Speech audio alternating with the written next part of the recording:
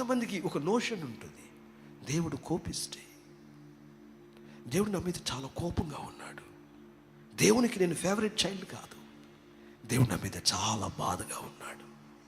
ఇవన్నీ నీకు కలుగుతున్న assumptions. But దేవుడు అలాంటి వాడు కాడు. నువ్వు ఎప్పుడు తిరిగి వస్తావని చూస్తున్నాడు.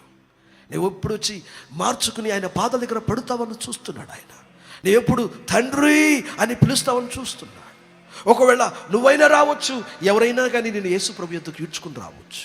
బోధకుడా, ఈమె తప్పు చేస్తుండగా మేము చూసాం. She did not came intentionally to that place. ఆమె యేసు యొద్దకు రాలేదు, 10 మంది ఆమెను అక్కడికి తరుముకుంటూ వచ్చారు. సందర్భాలు ఆమెను యేసు యొద్దకు వచ్చేలాగా చేస్తున్నాయి. No, she had not any intention of coming to Christ Jesus. Was she? Because she was living a sinful life.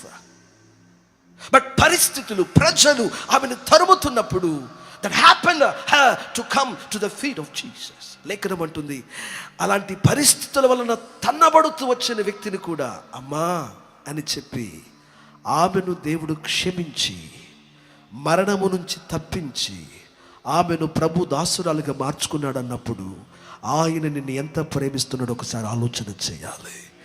అలాగున్నే నన్ను కూడా ప్రేమిస్తున్నాడని నమ్మిన వారు 2 చేతులైతే దేవునికి ఒక 7 స్తోత్రాలు గట్టిగా చెబుతారా?